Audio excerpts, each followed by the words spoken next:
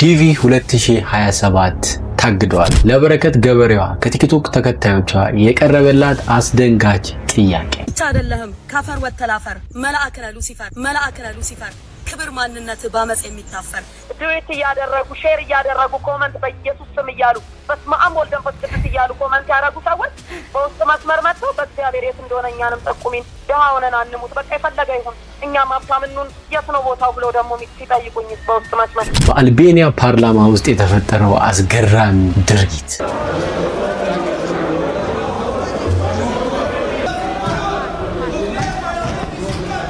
ታዋቂው ቲክቶከር ጆን ዳንኤል መፈታቱን ተከትሎ ዮኒ ማኛ መፈታቱ ላይ አስተዋጽኦ አለኝ እያለ ነው። የፋሚሊ ሜምበርህን ጠይቃቸው። ዮኒ ማኛን ደውሎ ያወራ ማን ነው? ምን ብላችሁታል ብለህ ጠይቅ። የሆነ ነገር አድርግ ነገሩ እንዲስተካከል ብለው እሱን ነገር ብያለው በፊት ለፊት ማለት ነው። በጎንደር ዩኒቨርሲቲ በትምህርትና በስራ ላይ የሚገኙ ሁለት ዶክተሮች አሟሟት አዲስ መረጃ ይፋ ሆኗል። ሰማነው ዜና ምንድነው? በተለያየ ቀን ህይወታቸውን ያጡት እነዚህ ሁለት ዶክተሮች የፍቅረኛሞች እንደነበሩና እሷ ደግሞ አይኔ አልተርፍም የራስን ህይወት ኑር ትለው እንደነበረ ነው እንግዲህ ዛሬ የወጣው መረጃ የሚያመላክተው። እነዚህንና ሌሎች መረጃዎችን በዝርዝር ይዤላችሁ መጥቻለሁ። እስከ መጨረሻው አብራችሁን ቆዩ። ለቻናላችን አዲስ የሆናችሁ ቻናላችንን ሰብስክራይብ በማድረግ ቤተሰብ ይሁኑ። ናሁታ ቲዩብ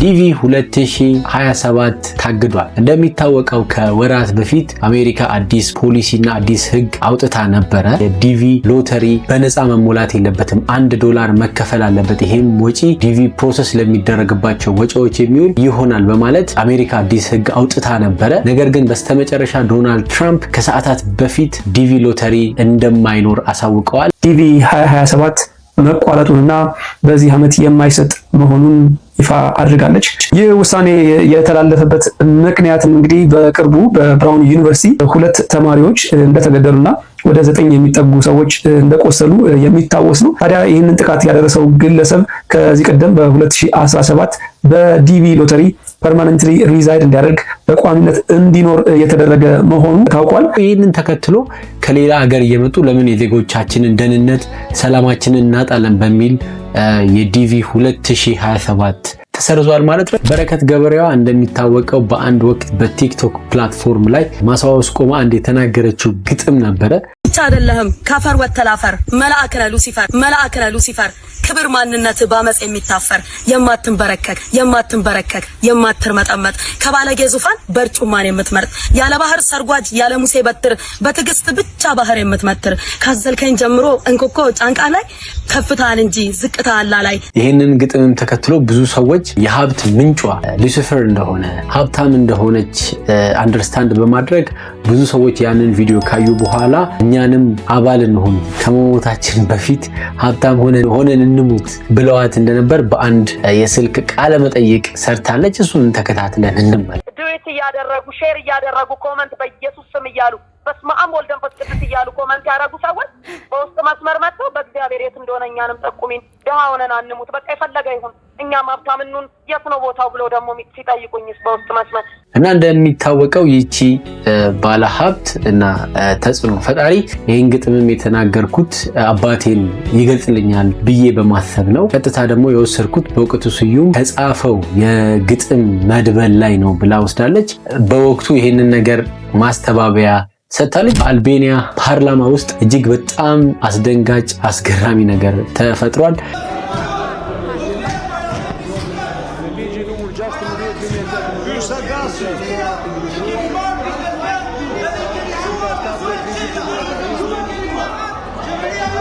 እንግዲህ ሰዎች በስብሰባ ወቅት ላይ ያሉ የአልቤኒያ ከፍተኛ አመራሮች ከባድ የሙስና ወንጀል ክስ ይመሰረትባቸዋል። ይህ ክሳቸው በፓርላማ ይነገራል። ይህንን ተከትሎ የተቃዋሚ የህግ አውጪ አባላት ይህ በመደረጉ አልቤኒያ ላይ ያለው የሙስና ወንጀል እጅግ በጣም በመንሰራፋቱና በጣም ከፍተኛ ደረጃ ላይ በመድረሱ ምንም ሃይ ባይ ባለመኖሩ ይህ ነገር መሆን የለበትም መስተናገድ የለበትም በማለት ፓርላማውን ሰዓት ከማቀጣጠል ጀምሮ የተለያዩ ሃይላንድ ውሃዎችን በመወርወር የፓርላማውን የሚመሩትን አካል ሁሉ ኢንትራፕት እያደረጉ ዓለምን መነጋገሪያ ሆኗል ማለት ነው።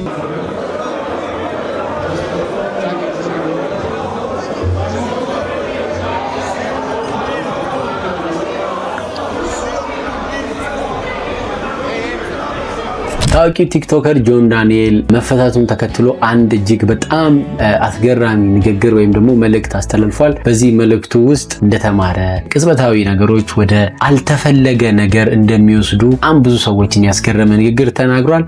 ይሄን ተከትሎ እንግዲህ ወደ እስር ቤት ከገባ በኋላ አብዛኛው የሶሻል ሚዲያ ኢንፍሉዌንሰሮች አንዱ ጆን ዳንኤል ወደ እስር እንዲገባ የገፋፋው ዮኒ ማኛ ነው በማለት ጣታቸውን ወደ ዮኒ ማኛ ላይ ቀስረዋል። ዮኒ ማኛም ጆን ዳንኤል መፈታቱን ተከትሎ እኔ ነገሮችን ይፋ አላደረኩም እንጂ የጆን ዳንኤልን ቤተሰቦች አናግሬያለሁ በማለት እንግዲህ ተመልሷል። እውነት ይሁን ውሸት ይሁን እንግዲህ በጊዜ ሂደት የምናውቀው ይሆናል ማለት ነው። እውነት ነው የምለው እኔ በአንተ የተነሳ ያልሰደበኝ ሰው የለም። አብሮ 27,000 ሰው እንዳትወርድ እያለ ከተባለ በኋላ ዮኒ ማኛ ተጠርቶ ስለገባ ብቻ እኔ ስሰደብ ነበር በዛ ጉዳይ እግዚአብሔር በሚያውቀው እና ብዙ ሰዎች ብዙ ነገር ብለውኛል። እኔ ግን ከፋዩ እግዚአብሔር ነው። በዚህ አጋጣሚ የሆነ ጊዜ ላይ የአንተም ፋሚሊ አውርቼ ነበር። እስከ ዛሬ ተናግሬው አላቅም።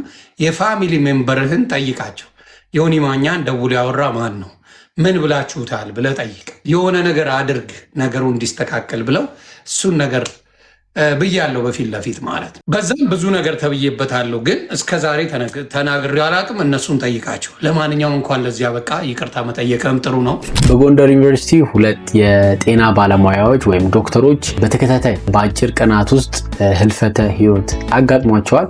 ለሞቱት ነፍሳቸውን ይማር፣ ለቤተሰቦችን መጽናናትን እየተመኘን አብዛኞቻችሁ በሶሻል ሚዲያ የተለያዩ የጤና ቲፖችን በመስጠት የሚታወቀው ከ100,000 ተከታዮች በላይ ያሉት ዶክተር አቤኔዘር ህልፈተ ህይወት ተሰምቷል። በዚህ ህልፈተ ህይወት አማካኝነት ፍትህ ያስፈልገዋል፣ ምርመራ ያስፈልገዋል በማለት ሰላማዊ ሰልፍ መውጣታቸው ይታወቃል። ነገር ግን በቅርቡ የወጡ መረጃዎች እንደሚያሳዩት ከሆነ ይህ የጤና ባለሙያ ከሞተችው ከዶክተር ሜሮን ጋራ የፍቅር ግንኙነት እንደነበራቸው ቅርብ ያሉ ጓደኞቻቸው ተናግረዋል። በዚህም ግንኙነት ውስጥ ዶክተር ሜሮን የማይድን በሽታ እንደያዛትና ለዶክተር አቤኔዘር ይህ ግንኙነታቸው እንዲቋረጥና የራሱን የህይወት መንገድ እንዲጀምር ተደጋጋሚ እንደምትነግረው ጠቅሰው ታህሳስ 3 ቀን የተለያየ ቦታ አዲስ አበባም ጎንደርም የታከመች ቆይታ በታህሳስ 3 እንድትተኛ ይደረጋል። እሱም እንግዲህ ሆስፒታል እየሄደ እያስታመማት እየጎበኛት እንደነበረ ጓደኞቹ ጠቅሰዋል።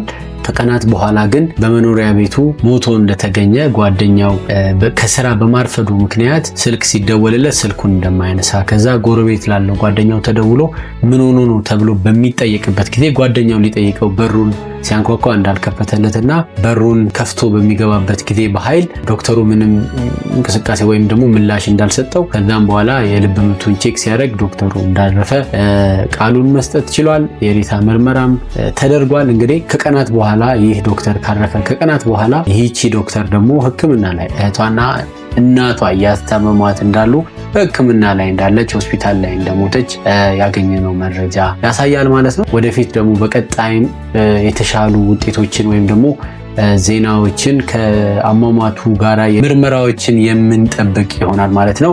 ለቤተሰቦቹ መጽናናት እንመኛለን። ለነሱም ነፍሳቸውን እግዚአብሔር እንዲምራቸው እንመኛለን። የዛሬው ቪዲዮቻችን እነዚህ ነበሩ። እስከ መጨረሻው አብራችሁን ስለቆያችሁ እጅግ በጣም እያመሰገን በቀጣይ በተሻለ ቪዲዮ እስከምንገናኝ ቻናላችንን ሰብስክራይብ በማድረግ ቤተሰብ ይሁኑ። ናሁታ ቲዩብ